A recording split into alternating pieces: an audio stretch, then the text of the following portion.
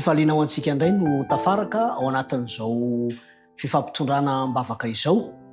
Koa asaiko ampitiavana ary ianao mba hiaraka anatanteraka izany isika. Vavaka tsika tompoko. Ray tsara indrindra izay any an-danitro misaotra anao zahay.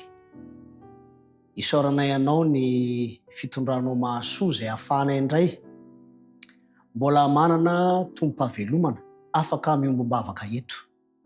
Ngataka ihany koa zay famelan-keloka ahafahanay manatanteraka izao fiara-mivavaka izao. Koa tononona manokana amin'izany ny fianakaviana Marie Brabant. Isaorana anao ny fahafahany nanatanteraka ny fiara-miala sasatra, fialan-tsasatra izany.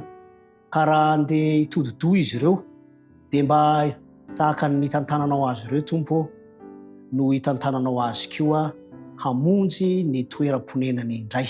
Arovy amin'ny ratsy izy ireo noho izany.